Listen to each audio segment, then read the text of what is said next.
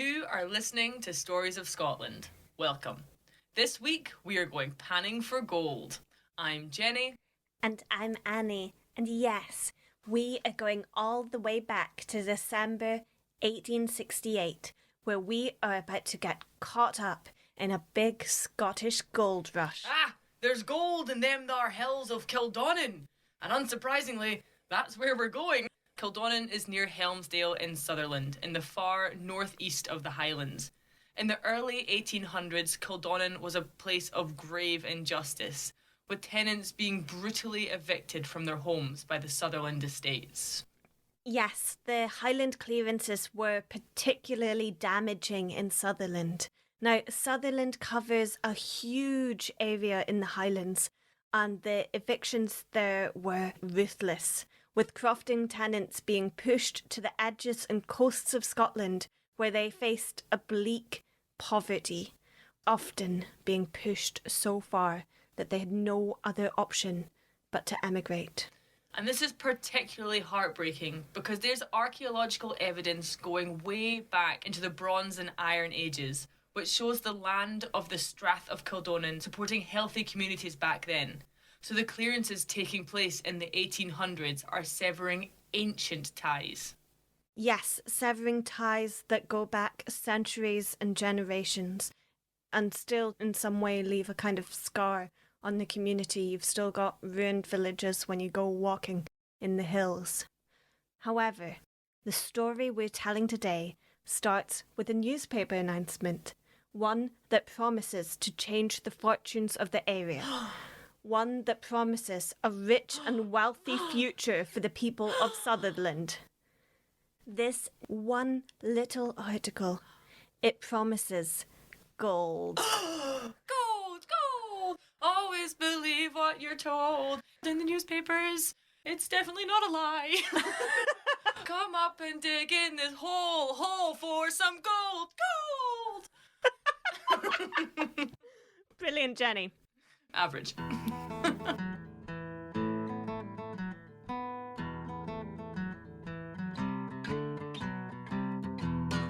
Hold your golden horses there, Jenny. Before we go panning for gold, let's discover how gold ended up here in the Highlands. Now, I found a wonderful pamphlet detailing the gold formation in the area, and it had this to say. It is manifest that this bit of earth's crust has been lifted and lowered many times, and that all the natural engines which grind and sculpture solid rock have had a turn at Sutherland. Every fold in the Laurentian and Silurian beds tells of forces which crumpled the earth's crust like dough. Delicious dough. So, Jenny. I don't know about that. Just like my granny's rock puns. So, Jenny, can you tell me how this doughy rock gives us gold in the Strath of Kildonan? Well, Annie, it was baked just the right way. Almost all of the gold in the country is formed through the same hydrothermal process. This is when water deep in the rocks is heated due to tectonic and volcanic activity. Now, the crumpling and grinding mentioned in the pamphlet is caused by tectonic plates shifting about over millions of years. As they move, heat is created, and thus water trapped in the rock is also heated. This devilishly hot water dissolves many minerals from the surrounding rock, and in the right circumstances, when the water cools back down, the minerals precipitate out and form solid gold. Only this gold is still locked deep within the rock. Well, it sounds rather inconvenient that it's trapped in the rock. Well, it is for gold mining, let me tell you. This is a long process. It is not until hundreds of thousands, maybe even millions of years pass, that oh so slowly the rock that is imprisoning the gold is eroded by huge glaciers, whipping wind and torrential rain. After the elements have done their best, the gold is finally set free from its geologic prison and bursts forth into the open, ready to create all kinds of havoc. On its wild journey, it ends up being carried along in glacial till until being dropped in a moraine field, only to be swept up by a seasonal downpour and deposited deep in a riverbed of the Kildonan Burn. Here, it patiently waits for its big moment, until one day, in a wonderful bouncing dance, shaking itself free from the dirt and the debris, the gold appears in the pan of Robert Nelson Gilchrist. And the 1689 gold rush has begun. Gold! Ooh! Always believe what...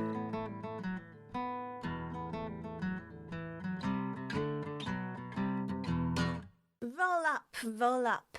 Great new discoveries have been made in Kildonan, as reported first in the Northern Ensign in the winter 1868. This story will sweep up a storm across the nation, building excitement and interest.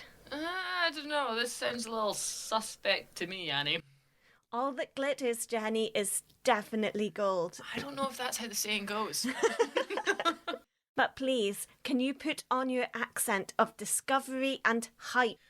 Discovery of gold in Sutherland. No small sensation has been created throughout the eastern district of Sutherland within the last few days by a report that gold has been found in Kildonan Strath.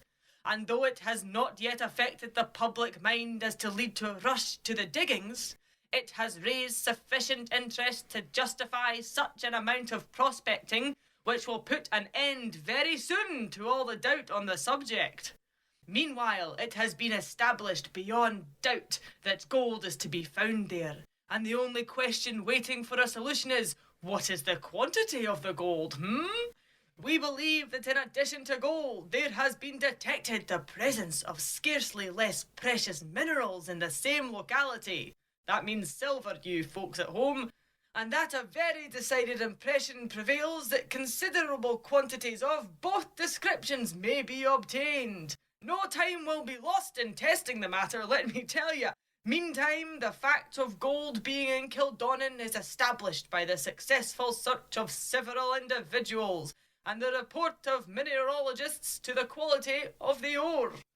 Okay, so what's happening is word is suddenly spreading fast about the discovery of gold in Kildonan. Very fast.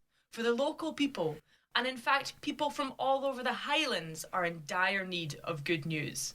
The great poverty that has been inflicted by the ruthless clearances has left the remaining people vulnerable and desperate. Imagine hearing this down the grapevine, Annie. Gold! And not far from here. This would have been a golden glimmer of hope for the desolate people of the Highlands. And it did attract people very rapidly. By early 1869, there are hundreds of hopeful prospectors praying for a spark of luck in the Strath of Kildonan. As we see from a report in the John O'Groat Journal in January 1869. We travelled up the burn until we came upon a gang of 4 diggers from Wick, who are easily distinguished in the distance by their colonial appearance and rig. They being delighted to meet friends from their own quarter, knocked off work, and invited us to their tent, the only one on the ground. A more primitive style of dwelling could not be conceived. In the inside of a sheepfold, a branch of a tree is inserted, which rests at the other end on another branch, formed like a crutch. A blanket is then just thrown over and straightened down on either side with heavy stones. By the appearance of the frying pan, however, and sundry herring tails and scraps of ham which lay strewn about, we came to the conclusions that if their lodgings were inferior, their board made up for it. At night, when the blanket is properly battened down, the inmates go to sleep as snugly as in any tent, and not a drop of water emerges through their covering. It's interesting. I wonder if the sheepfold is a ruin from cleared villages or something built to help shepherds when the sheep were moved onto the land because of the Highland clearances. Could be both. A lot of ruins were used to then direct sheep through during the herding and shearing seasons. Well done. Where did you learn that? I work in land management. So anyway, these conditions are sounding pretty horrendous as much as they're trying to shine a happy perspective on it. There's 3 men in a tiny wee tent, but guess what? They're dry for the most part. But I think this is one of the real paradoxes of the gold rush, the true absurdity of it, that impoverished people find themselves living in dire conditions, even compared to what they were coming from. And all of this hardship in order to find a highly precious metal. I think it just shows the urgency of people wanting to get the gold before it's gone. A sense of panic inciting them to drop their regular labours and rush to the gold. And those who chose not to camp but instead pay for lodgings in Helmsdale faced a 10-mile hike to the river and back each day. So they had less panning time and more money spent in general. So it was a dire decision for them either way. But was it worth it? Were these men finding the gold that they dreamt of? There could not be more than 150 men working on that creek that morning, and the gross amount, judging by what we saw collected at night among them, would not be under £50 in value. The largest amount collected by one man was almost 20 shillings worth. Some gangs, however, make much more, but others again, green hands, barely make a wage. So, for our gold prospectors, back in 1869, this would be working out at about 7 shillings a day per man. But taking into account the fee to pan and the cut that the landlord would be taking, this would have been less. However, it's still a pretty good amount of money. Essentially, it's above the wage of your average skilled worker, about double the wage of your average miner. Okay. The article goes on to say that it wasn't always this consistent though, and experience counted a lot, as we've heard before with the green hands barely making a wage, the inexperienced panners not really getting much at all. Some ardent adventurers from a pretty considerable distance appear on the ground without any washing or digging implements whatever, as if they expect to merely pick up nuggets out of the bottom of the stream.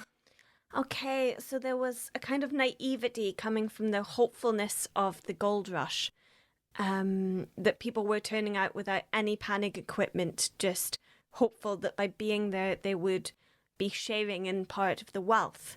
However, the article does go on to detail that this was not the only issue faced by prospectors.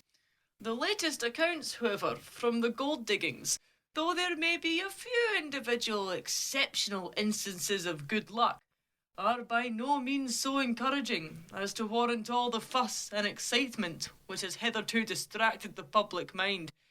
Even the reports of the last few days do not elicit such favourable results as at the beginning. But this may arise from the state of the weather, which has turned out very unpropitious. The prospects for a continuance of the rush for the diggers at the Sutherland goldfields have changed very considerably this month.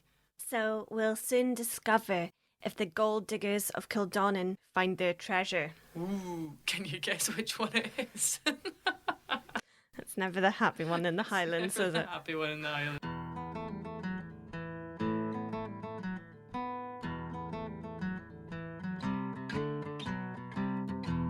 Okay, so we're facing a few issues for the Kildonan gold rush. Too many gold permits had been given out, and the money to be made from the gold prospecting was in severe decline. I knew it wasn't going to end well. Men were being blinded by the chance of gold. However, they soon found out when they got there that they should have paid more attention to the darker sides of the reports. They made their way to Sutherland in good faith, only to find themselves in dire conditions and barely even making a wage. Well, they had their sight quickly returned when they arrived in Helmsdale. Welcome to Helmsdale. Here's your shovel and your eyes. Get digging. Yes, and one of these men arrived in July and quickly set about writing home to tell of how he had been tricked by all of the gold hype. So Jenny, please can you be an angry Scottish gold prospector for me? I thought you'd never ask. I shall endeavour to dissipate the false halo of romance in which the Sutherland goldfields have been particularly enveloped, owing to the glowing and exaggerated reports which have found their way from time to time into the columns of the press. I'm no bitter, I'm just raging. Stick to the lines, Jenny. Without further preamble, I hold that the Sutherland gold diggings have, as yet, for all practical purpose, proved a most complete failure. Few have made their means by Scottish gold diggings. So right off the bat, this chap is not very happy at all. It's clear from his first day arriving at the Sutherland Gold Camp that it was not what he expected. It consists of about one street, 150 yards in length, with a style of architecture more varied than elegant. Wooden huts, canvas tents, inverted boats, old sails spread over the walls of turf, dilapidated vehicles covered with tarpaulin, old vans, strongly reminding one of travelling shows.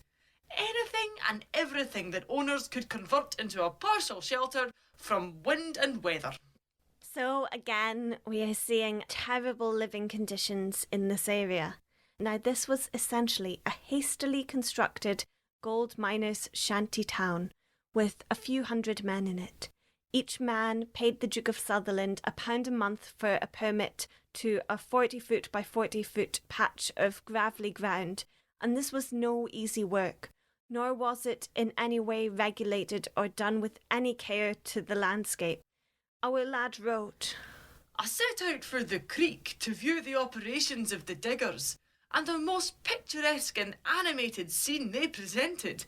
These 100 or so stalwart men as they shifted to and fro, some digging with spades and shovels, some with picks pulling down the banks, some tearing up rock with a crowbar, some carrying stuff in buckets or wheeling it in barrows, some working sluices and long toms, some rocking the mysterious cradles with the regularity of clockwork, while some with pick and gold pans were searching eagerly every nook and corner for prospects of better claims. well, it sounds like these men were all working hard, but how was it paying off for them? More than one instance has come under my own direct observation of men who left their families, travelled a long journey, provided themselves by dint of severe pinching with expensive tools, paid £1 a month for permission to dig 40 square feet of rocky moor, worked like galley slaves month after month, and in the end were obliged to sell their all in order to provide themselves with the necessities of life as they trudged miserably home on foot. But what about our gold digger? How did he get on? I myself have worked from 5 in the morning till 7 or 8 at night, worked up to the knees in mud and water, with hands blistered and hacked, and chipped and bruised, pulling down banks, tearing up rocks, rolling away great boulders, shovelling aside sand, gravel and stones. And I have found in the end that I've earned about 9 or 10 pence. A wage of about 40 to 50 pence, which was 4 shillings back then, would have been acceptable, and it would have been the wage of, say, a coal miner. However, our gold diggers are sometimes getting only a quarter of this, so they are doing back-breaking work for almost no return at all. Yep, and even if the men had one lucky day, the chance of it happening enough for a decent wage was so slim. Indeed, and this unpredictability is exactly why the Great Helmsdale Gold Rush of 1869 came to an end, less than a year after it started. As the summer ended, the herring season began, and the fishing industry needed men to work the nets. And this could offer a much steadier income and, surprisingly, better living conditions. And so, these once hopeful men, now devastated, those who had left their villages and crofts and travelled far into the Highlands to find their wealth, packed up their few belongings and left for the coasts, defeated, but no doubt glad to be leaving. By December that year, only 50 or so die-hard gold diggers remained, We've all met a few of them, Annie, haven't we? Yes, we have, Jenny. But these men couldn't have continued even if they wanted to. The weather was rapidly deteriorating, and the Duke was unwilling to allot any more land to the Panners, as the farming tenants were complaining about their land being encroached upon. Also, they've just destroyed this burn. There are scars still visible on the landscape today. Well, the Duke of Sutherland didn't really care about the environmental impact and the scars on the landscape, Jenny. Classic Duke of Sutherland. Classic. But the Duke of Sutherland did care about his other holdings, so he stopped issuing gold permits, with the last running out on the 30th of December 1869. And with this, the Kildonan gold rush was over. I feel the main problem with the gold rush, and bear with me here, but I did do a lot of research on this, and I feel like I've uncovered some important playing pieces in the failure of the rush, but the main problem, right, was the lack of gold. Controversial opinion there, Jenny, but I suspect it to be correct. There's definitely more gold in the Kildonan burn than there is in most other Scottish burns. But just because there's some gold there doesn't mean that there's mountains of it lying just under the surface, waiting for ducks to dive into it. Unfortunately, for our hopeful gold panners, there just wasn't enough of it in the area to support them all, or any of them really. Although Kildonan is still popular to this day, with recreational gold panners who take to the waters in the hopes of finding a little, but not a lot, Scottish gold. A wee lucky nugget. Shall we go, Annie? Shall we try our luck panning for gold up there? No. Yes, fair enough. Sounds pretty miserable. But there is an absolutely amazing chip shop in Helmsdale. Hey, better be called the Golden Nugget.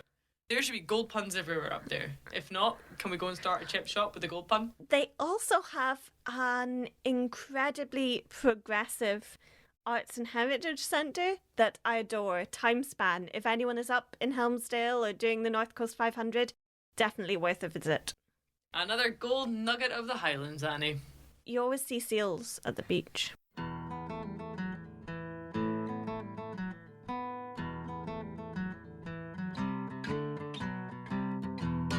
So here I've got a satirical poem from the John O'Groat Journal on the 15th of April 1869, which displays a great disillusionment of the gold rush of Kildonan.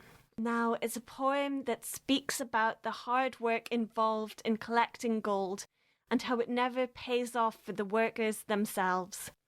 It's written by a person with the initials HS. Harry Scott.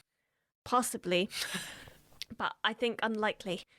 And it's quite critical of the Duke of Sutherland, so I'm assuming that's why we don't know the full name Of Harry Scott. Unlikely their name, Jenny. Anyway, it's such an intriguing poem called the Highland Gold Diggers Song.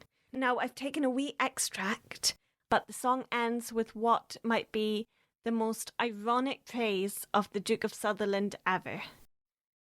She'll go to the Highlands, yes she will. She'll hawk a hole in the side o' a hill. She'll seek him o'er wi' craft and skill, and she'll sleep there till the morning. Och, she would labour long in vain, but gold is in the strass and glen, and Tonalt will be a man again, and by a fairm some morning. Coming up, we have a couple of anglicised Gaelic words to look out for. So, Binach means a blessing, and Sassenach means a foreigner or outsider. A beanach on my native land, on which I'll walk or sleep or stand. If Sassenachs come, they'll feed my hand. I'll break their face some morning. Intense for that line. I think it's very powerful. And Jenny, the final verse, you need to be incredibly, incredibly sarcastic. Long live our great, noble Duke. Him no greedy, hungry sook. Him let us dig and burn and brook at evening, noon and morning. Him, ya big jobby. Thanks, Jenny. That was brilliant.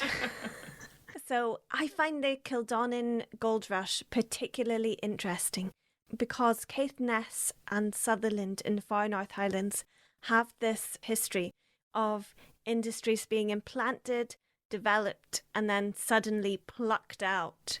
From crofting clearances to the herring fishing, from the almost decommissioned nuclear industry to the very short-lived gold rush. I think that what we would love to see is diversified industries across Caithness and Sutherland, which offer meaningful employment to people and allow young people to thrive in the North Highlands. With tourism being such a major income for Caithness and Sutherland, we're really hopeful that the North Highlands are getting a decent level of support through the crisis caused by COVID-19. People in the far north are proud of their place, with its incredible rugged coast and persevering communities. Caithness and Sutherland are vast and amazing areas to visit, both with unique character and Highland cultures, not to mention spectacular ecology. I think what stood out for me about the Kildonan gold rush is how little risk the big landowner takes in these little gambles of industry. Yet for the individual prospector, it is a fragile dream of making enough gold to just get by or ending up impoverished. Yes, it almost feels like people are enthralled by the gold, the chance to change their lives through the cascade of wealth from a large gold nugget. Yeah, but this is totally dependent on chance and coincidence and above anything else, luck. It's a rush. It's fast-paced and urgent. Perhaps we all need just this anti-gold rush, or like a not a rush but a slow, like a peat bog slowed down. One of those old peat bog slow down hoedowns in the countryside. We all go nice and slow and admire how beautiful peat bogs are. I do love a peat bog, Jenny. But yes, endeavour to visit Sutherland and Caithness when it's safe to do so, and support local businesses and admire the landscape and be the peat bog. Slow down. I'm not sure that the Highland Tourist Board are going to take you up on the peat bog slow down It's slogan. Golden. It's a golden. That's 24 karat golden slogan.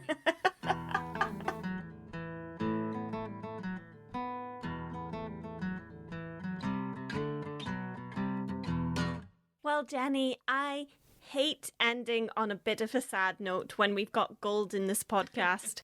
Questionable amounts of gold, Annie. Well, I hunted around for some positive gold in Sutherland and I found a fairy gold story to cheer us up. All right. So this is the short tale of Trojnaphua, the bridge of the fairies or kelpies. Yes, and the site of Trojnaphua nowadays goes by the name Briggs, which is a bar that crosses the Dornoch Firth. And the old maps of the Ordnance Survey say it was called this because of the tremendous noise that you could hear at this point on the Dornoch Firth. It was said that the Fua, the fairies, used to cross the Dornoch Firth in a ferry boat of their own design. They floated inside cockle shells from one side to the other. But this sounds honestly like terrible design, and it was actually very cramped and tiring for them, for they have wonderfully long and athletic legs. The Fua fairies decided to set about finding a new way to cross the estuary.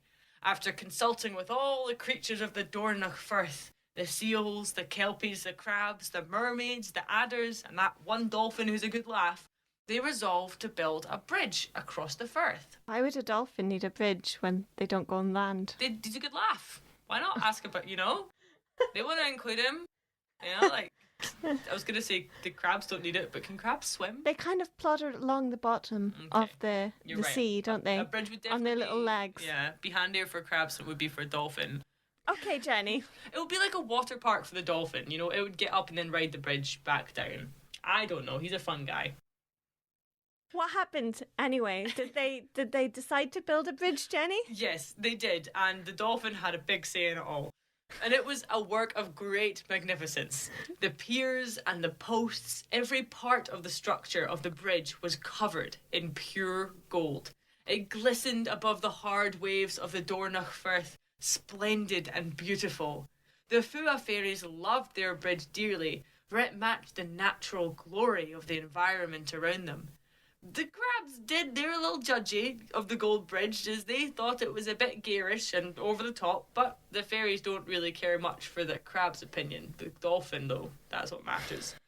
But what mattered most is that it was much more comfortable to cross than the clamshells.